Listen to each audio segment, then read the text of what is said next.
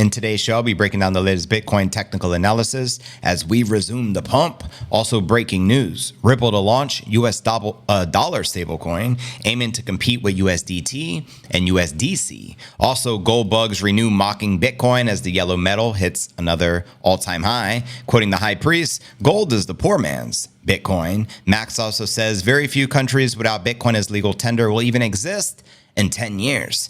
We're also going to be discussing Bitcoin is an insurance policy against rogue regimes, according to ARK Invest. Cathie would also be sharing her latest predictions, as well as Coinbase partners with Lightspark for Bitcoin Lightning payments. It's about time, being it's the largest crypto exchange in the States, housing over 100 million users. We'll also be discussing Bitcoin's 2028 halving price target is 435,000 per coin, according to this historical data I'll be breaking down for you. We'll also be taking a look at the overall crypto market. All this, plus so much more, in today's show.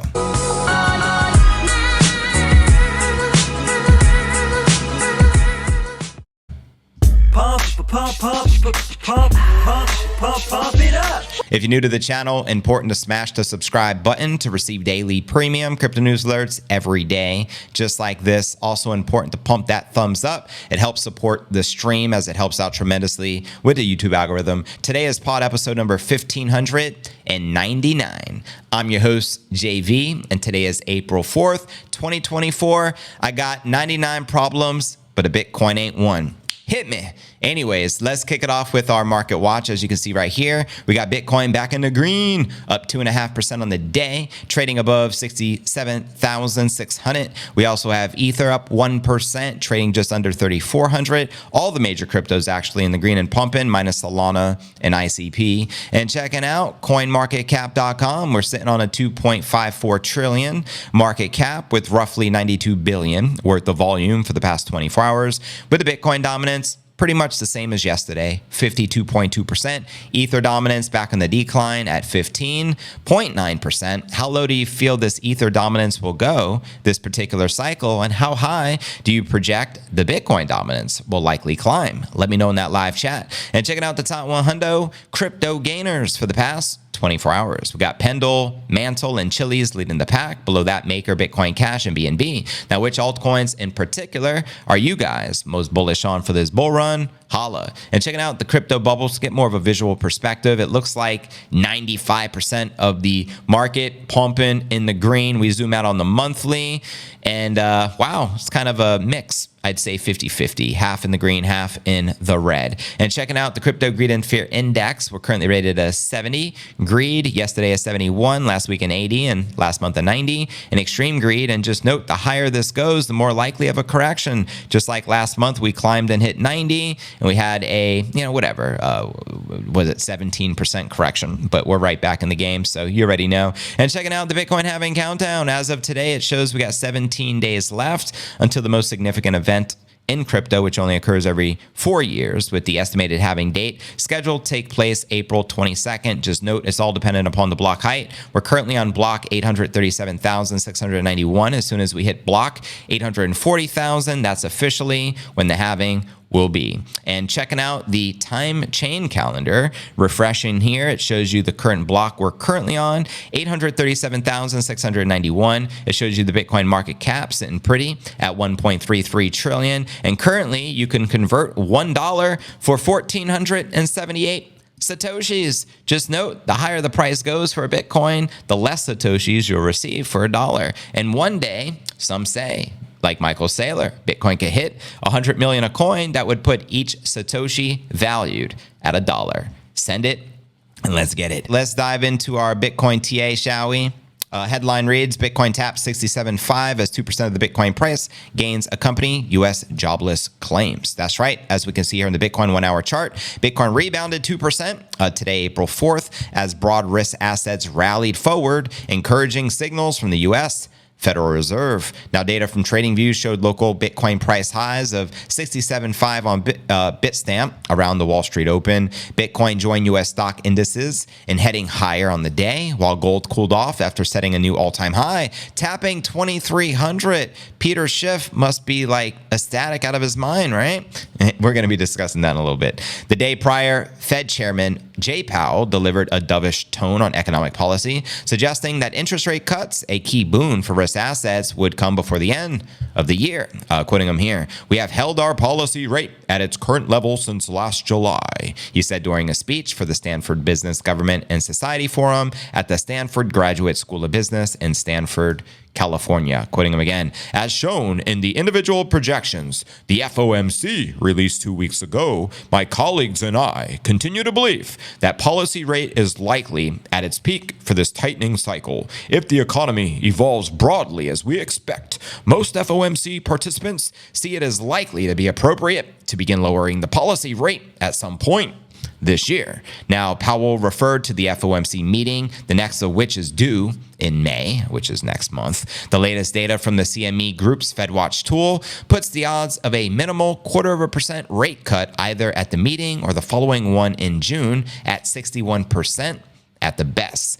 Meanwhile, the latest initial U.S. jobless claims came in highly above expectations at 221,000 versus the expected 214,000, providing additional upward impetus for the market movement. In analyzing the current Bitcoin market structure, we had popular trader Pierre noting that the 200-period exponential moving average on the 4-hour time frame was providing support. As you can see here on the chart, optimistic as ever, fellow trader Jelly looked at promising signals on the daily chart as grounds to suspect upside continuation to come next. Now, Bitcoin's RSI crossed back above the key 50 point at the daily close, and as reported, daily RSI had been circling its lowest levels in months. Now, Bitcoin has locked in a hidden bullish divergence on the daily chart. This divergence often shows up during the pullbacks, during a strong bullish trend, signaling the next leg higher. Bring on 82,000 per Bitcoin. Send it, family. Let me know if you agree or disagree with that analyst. I'd love to see a $82,000 biddy personally as the next leg up, which is only, what is that, 8,000 above the current all-time high of 74,000. So very, very doable. Let's dive into our next story of the day and discuss this Ripple stablecoin, which is pretty much the big news of the day in the market. Ripple to launch a US dollar stablecoin aiming to compete with USDT and USDC. In fact, Mr. Garlinghouse made the announcement earlier on X. Check it. XRP issuer Ripple announced plans to launch a US-backed stablecoin in hopes to compete with Circle and Tether for a slice of the market share over the next 5 years. And Chief Technology Officer of Ripple, David Schwartz, ahead of the announcement, was interviewed by Cointelegraph outlining plans for the stablecoin that will initially be issued on the XRP ledger and the Ethereum blockchain. Quoting him here, "It is funny that the question you asked, we don't have an answer to it yet.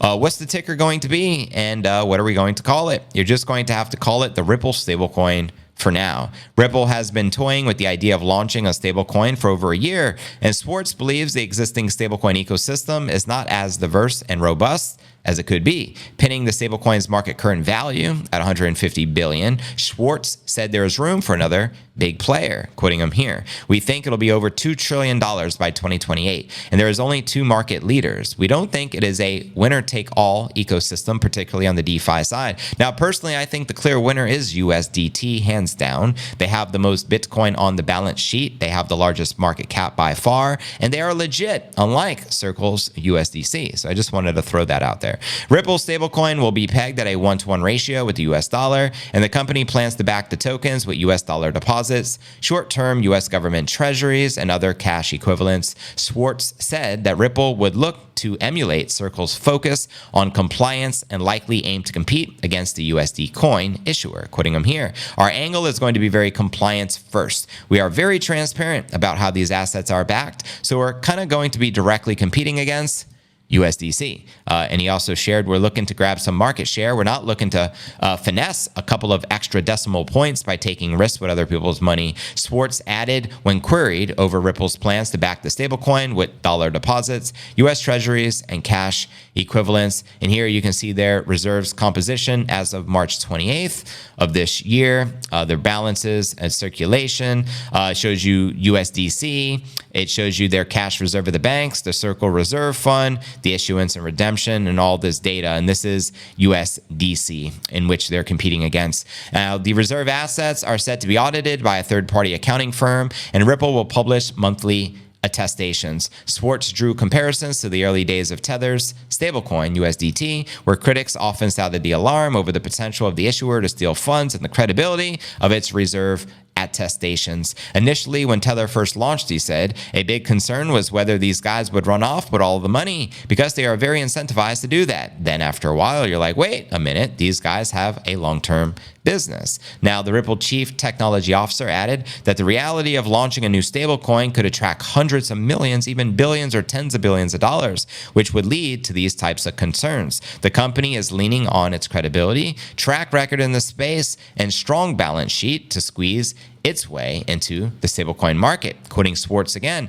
I think we have a credible claim to be in the conversation near the top. And if at the end of the 2 years, we're number 3, but the market has grown to 10 times what it is today, that's still pretty good, is what he is saying. And also queried why Ripple was interested in a stablecoin offering while XRP continues to be positioned as the token for its real-time gross settlement system, currency exchange, and remittance network, primarily catering to financial institutions. Here's what Swartz had to say in response. The RippleNet services non-bank payment companies using XRP for transparent payments. However, there are some markets that these firms cannot get into using XRP or supplement liquidity. Having multiple paths to give customers a better experience means you have more customers. If we only did things with XRP, then where XRP wasn't available, we would just have to tell a customer, no. The introduction of a Ripple stablecoin is also set to complement the ecosystem's recently launched automated market maker. Now, Swartz says that the stablecoin will provide liquidity and capture volatility and arbitrage opportunities between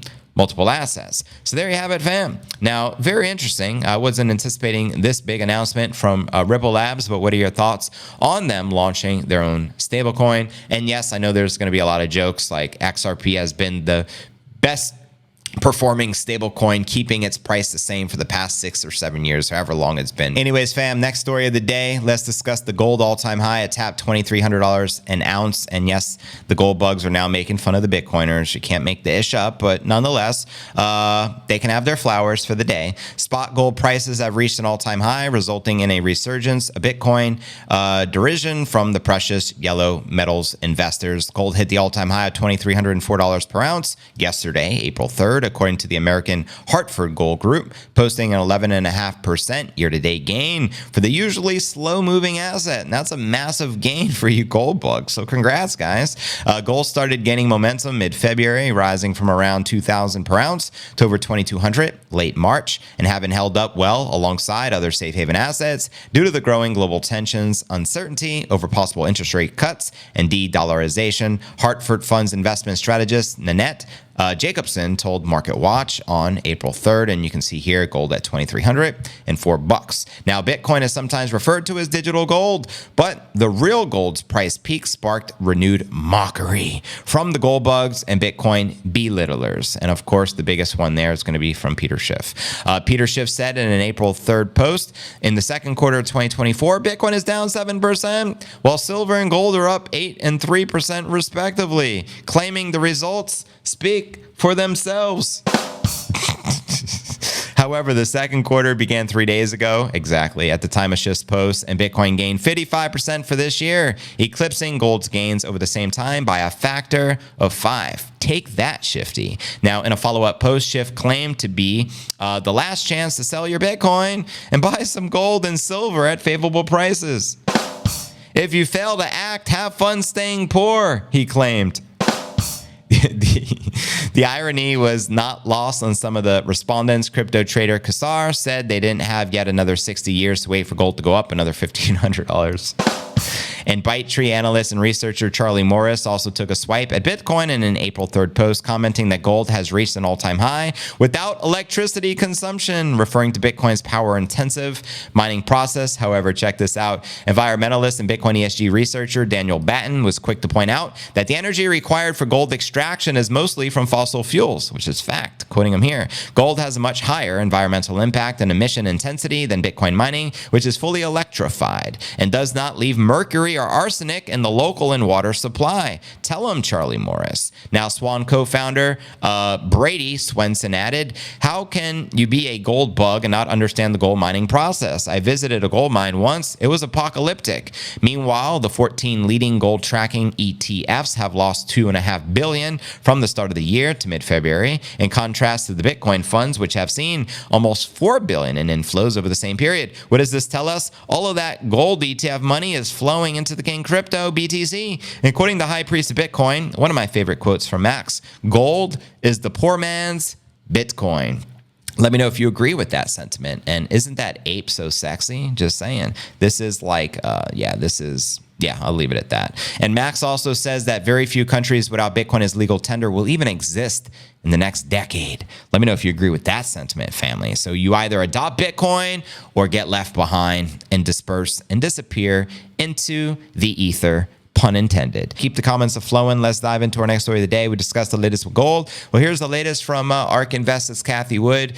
Show some love for Cathie Wood in the comments, broskies. We appreciate it. So yeah, Cathie Wood, founder and CEO of ARK Invest, thinks Bitcoin is an insurance policy against rogue regimes as more users flock to it amid the devaluation of their national currencies. During a new interview on CNBC, Wood tagged Bitcoin as a hedge against devaluation and loss of purchasing power and wealth, insisting that the mass adoption of the digital asset signals a flight to safety in various parts of the world. And she ain't telling no lies. Over the past few months, several fiat currencies depreciated against the US dollar as countries continue to struggle with high inflation rates. Some of those are the Nigerian naira, which lost over 50% of its value, and the Egyptian pound, which has depreciated by roughly 40%. Other countries include the Argentine peso and Japanese yen, the Turkish lira, the Lebanon pound, and the Pakistani rupee. The free fall of all these currencies caused Bitcoin to hit new all-time highs against them long before registering a new peak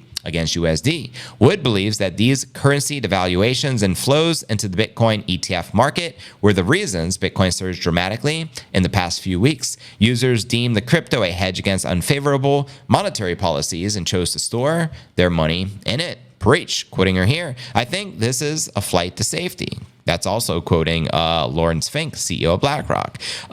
Believe it or not, taking place, a hedge against devaluation, a hedge against a loss of purchasing power and wealth. I think this is an insurance policy against rogue regimes or against just horrible fiscal and monetary policies.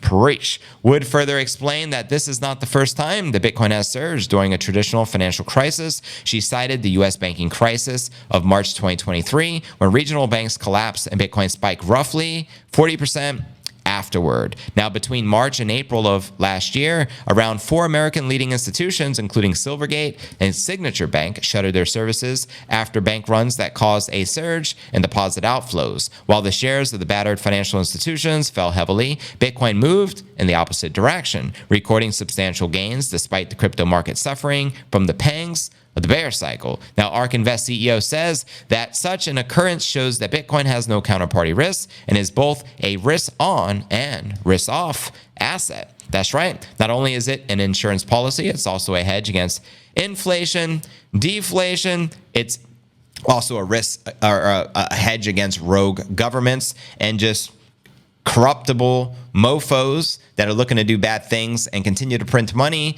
I'm not mentioning any names, but you all know who we're referring to here. So as they continue to print, hedge against this with the King Crypto, the ultimate store of value to protect your wealth. And not only is it a store of value, it's also the ultimate savings because it's mathematically guaranteed to increase your purchasing power when it's in Bitcoin, whereas with the dollar, it's the polar opposite. Your purchasing power is mathematically guaranteed to decrease because they have to print when they're in such a big deficit. And currently it's something like $35 trillion.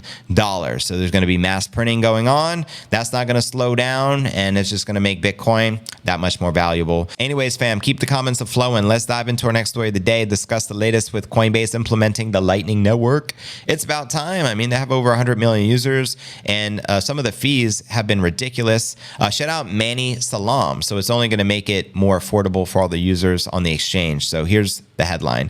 Coinbase partners with Lightspark for the Bitcoin Lightning payments. That's right. Coinbase one step closer to integrating Bitcoin Lightning on its platform amid a new partnership with Lightspark, an enterprise-focused Lightning solution led by former PayPal president David Marcus. In a post yesterday, the Coinbase CEO Brian Armstrong said the integration of the Bitcoin Layer 2 network will happen very soon, which will allow its 108 million user base to leverage potentially faster and cheaper Bitcoin transactions. Let's go. Quoting him here, Lightning up all Coinbase touch points with Lightning will offload more transaction activity to Bitcoin's second layer, which will combat the recent rise of the fees of the Bitcoin base layer, Lightspark explained. Now, Armstrong confirmed that Coinbase would integrate the Bitcoin Lightning last September, but didn't provide further details on how or when that would occur. And correct me if I'm wrong, but I also recall Binance making a similar announcement, and I don't think they ever implemented it. Let me know, fam. Now, Cointelegraph reached out to Coinbase, but didn't get an immediate response. But as we know,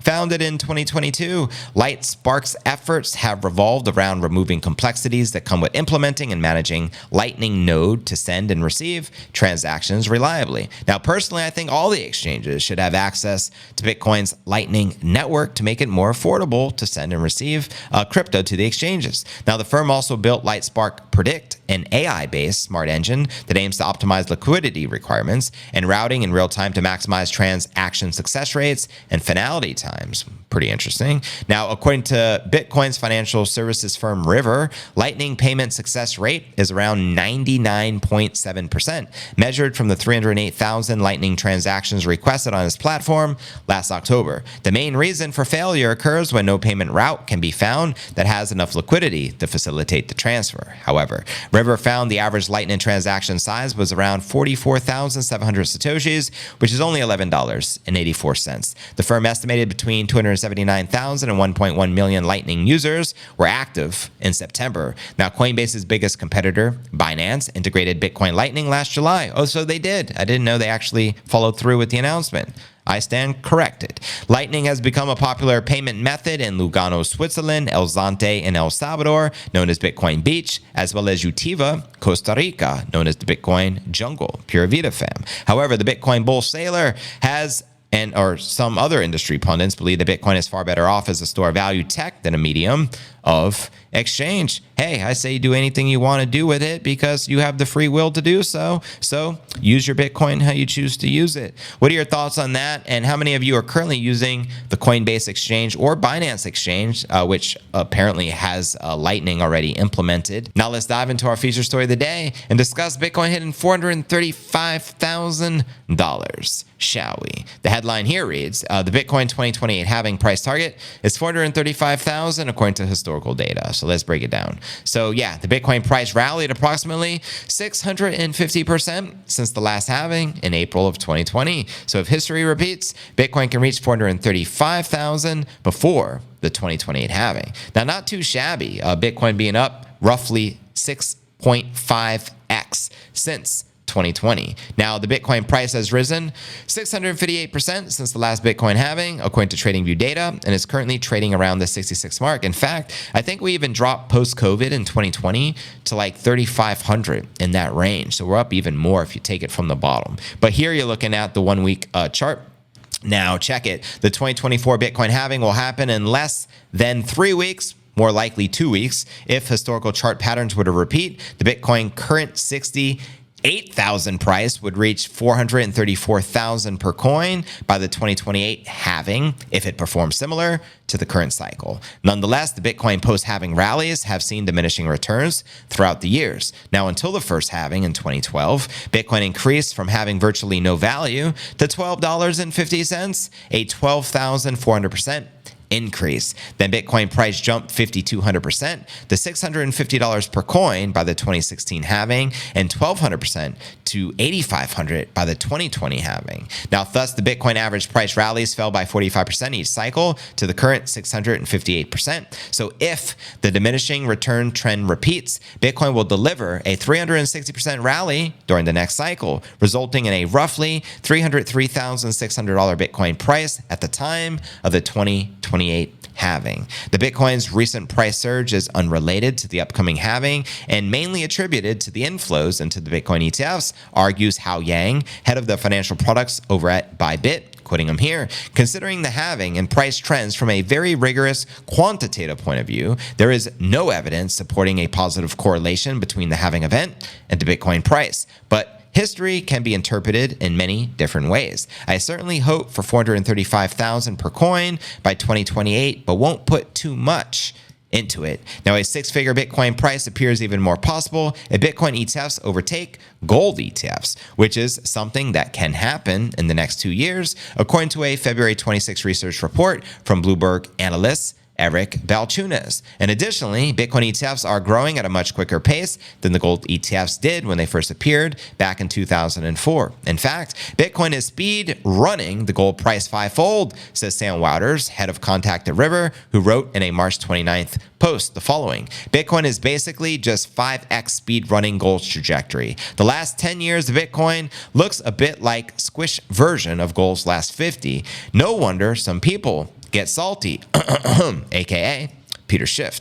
So you already know. And as I pointed out, gold is just the poor man's Bitcoin. We showed you there are a lot of outflows leaving the gold ETFs, and there's many inflows entering Bitcoin. Why do you think that is? Because number one, Bitcoin is a superior store of value. Number two, it's immutable. Number three, there's a finite limited supply. Number four, it's incorruptible. And number five, it's unconfiscatable. I'm going to add a bonus number six. It's un-F-wittable. You can't F with it, Peter Schiff.